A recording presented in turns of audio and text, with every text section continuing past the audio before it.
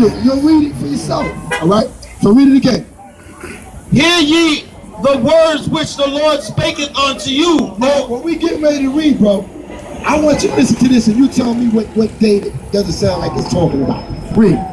O house of Israel, thus saith the Lord, learn not the ways of the heathen, Read. and be not dismayed at the signs of heaven. And be not dismayed at the signs of heaven, because a lot of our people, what was happening at that time was they would see like a shooting star or something like that go down in heaven, and they would wonder what it meant.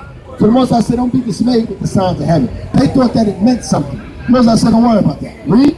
For the heathen are dismayed at them. Listen close. Read. For the customs of the people are vain. Now this is the custom of the people, and it's vain, meaning it's worthless. Read. For one cutteth a tree out of the forest. So one cut a tree out of the forest. Read. The work of the hands of the workmen. Now where do they get Christmas trees? From the forest. They cut down those evergreen trees. Read. With the axe. With the axe. Read. They deck it with silver. They do what? They deck it with silver and with gold. They deck it with silver and gold. Now, do they not have a Christmas carol? Deck the halls with, this is where it's all coming from. Read. They fasten it with And when nails. you look at a Christmas tree, look right here. Look right here. They deck it. Nowadays, they use tinsel. It ain't real gold. It ain't real silver. But they get gold and silver tinsel, and they put it all over the tree. All right, read. They fasten it with nails and with hammers, that it move not. They fasten it with nails and hammers that it move not. What does that mean? They would take something and they would hammer something on it so the tree can stand up. All right, so it don't fall down. All right, read. They are upright as the palm tree. They are upright as the palm tree. Why does it say palm tree? Because different customs that kept this same date. Some of them in ancient times used to use the palm tree as opposed to the evergreen tree that's used today. Read. But speak not. But they speak not, meaning they can't do anything. Read. They must need to be born. They must needs be born, meaning you got to carry it. There's no strength in it. There's no wisdom in it. There's no power in it. Read. Because they cannot go. They cannot go. Read. Be not afraid of them, for they cannot do evil. Neither also is it in them to do good. So Ramesses told the people that if they didn't put presents under the tree, that they would get a curse.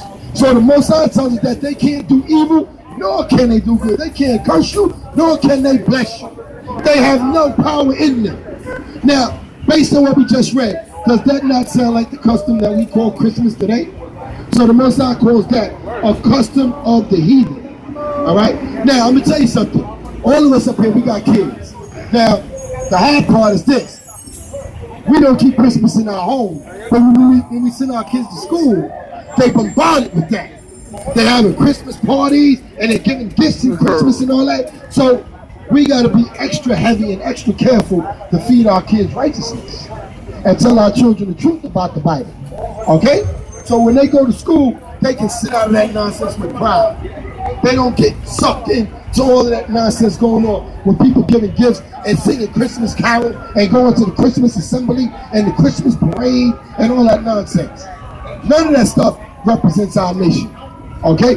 So we break down Leviticus chapter 23. Now, in this chapter, I'm not going to go through the whole thing, but in this particular chapter, this is where the Most High's true high holy days are found. The Lord gave you high holy days to keep. Like I said, we're just coming out of Hanukkah, okay? Which is, just like, I'm going to say, put it to you like this. All the days that the so-called white men celebrate, like Thanksgiving, the 4th of July, and all that stuff, all of those days are days,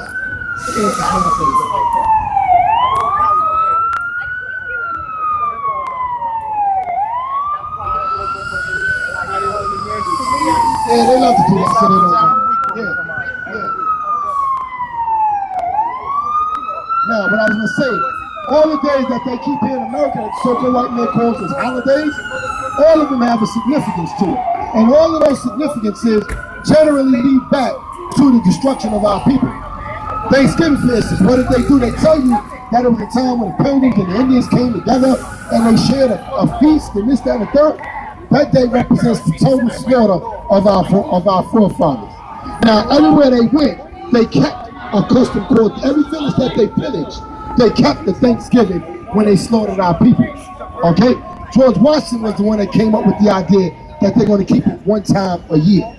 Okay? But what it commemorates was the slaughter of our people. All right? July 4th, 1776, we were still picking cotton. Yet on July 4th now, we busting fireworks, we barbecuing, we partying up like it's our day. That ain't got nothing to do with us. Okay? All of the days that the so-called white man had, it commemorates the slaughtering of our people.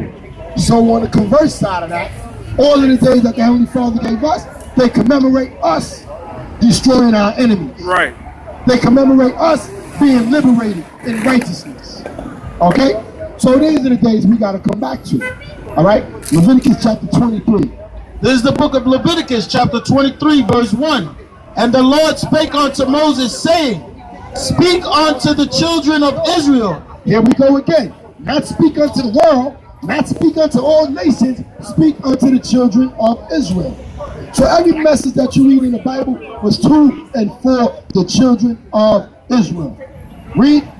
And say unto them concerning the feast of the Lord, which ye shall proclaim to the holy convocations. So we were to proclaim these days to be holy convocation. Convocation meaning a holy gathering when we came together. Read.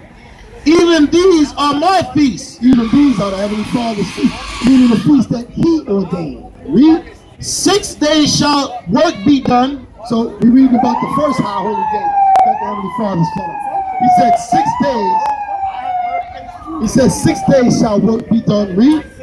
But the seventh day is the Sabbath of rest. The seventh day is a Sabbath of rest. So we're in that seventh day now. So the Most High said that this is a day of rest. Read. And holy convocation. A holy convocation meaning we came together. When you read about our people in ancient time, we went into the temple, we came together, and we worshiped the Heavenly Father on the Sabbath day. Read. Ye shall do no work therein. So one of the customs and one of the stipulations is that we're not to do work. Read. It is the Sabbath of the Lord in all our dwellings. It is the Sabbath of the Most High in all our dwellings. No matter where we go, we will honor and keep the Most High Sabbath. Read. These are the feasts of the Lord, even holy convocations, which ye shall proclaim in their seasons. In the 14th day of the first month at evening is the Lord's Passover. So we're coming up on the Passover. The Most High said in the 14th, in the first month, the 14th day is the Lord's Passover. What does Passover commemorate? You know what the story of Passover? Right. Absolutely. The black ones? Right. Right. We have to go Irving, so we have to have believing prayer. Right. That's part of it. But what the Passover represents is the Most High sent a death angel into Egypt. And what we were to do to symbolize to that angel that we were Israelites, we had to put blood over the doorposts of the houses that we dwelled in.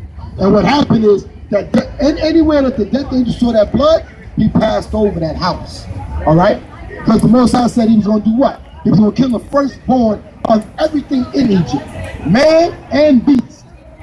So everything that was the firstborn in Egypt died that night. And every Israelite that was in Egypt, their homes got passed over. Okay? So that's where the term Passover comes from. But you're right. One of the things about Passover was that we had to get out of Egypt in haste, and we didn't have time to put dough and leaven in, not dough, but leaven in our bread. So we had to leave our bread unleavened. All right? So that was one of the things that we did on the Passover. Absolutely. Right. Right. So that's what Passover commemorates. So the Most High says in the first month, the 14th day of the month is the Passover of the Most High. Now, we ain't going to read, there's a lot of them in there. So I'm not going to read the whole chapter. But write that down. Remember, Leviticus 23. When you go home, read that chapter, because that chapter will give you all of the high holy days of God. Okay? The true high holy days of God that we're supposed to keep and that we're supposed to commemorate every year. Christmas, you're not going to find that in the Bible, other than where we just read it. Okay? And the Most High says it's a custom of the heathen. We're not to keep it. You're not going to find Thanksgiving. You're not going to find the 4th of July. You're not going to find Easter, or you're going to read about Easter, but the true word in the Bible is Passover. All right? You're not gonna read about. Give me someone that they did that they keep today. Valentine's Day. Mother's Day, Valentine's Day. You're not gonna read about none of those nonsense days in the Bible. All of those days are commercial. Now, yeah, they're all pagan days, and they're all about this now. They want you to come out and spend money. That's it. All right? And all of those days, not only do they separate us from our money, they separate us from the Most High. When we keep that stuff. All right? So we got to instill that into our children that we're not supposed to keep that stuff. All right?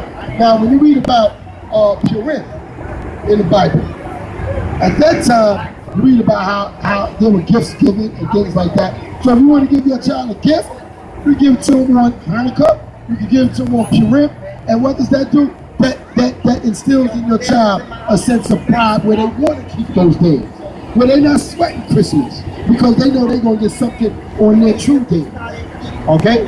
And it's coming from a righteous spirit, all right? So what's your name, bro? Ivan? What's up, bro? I'm Rawchaa. Good to meet you, man. Perez? All right, brother, I'm brother Rawchaa. Listen, we are here every Saturday. If y'all ever want to hear the Most High's word, man, meet us back out here every Saturday from 3 o'clock. No, we're not over. That's another group of brothers over there. We're over here. All right?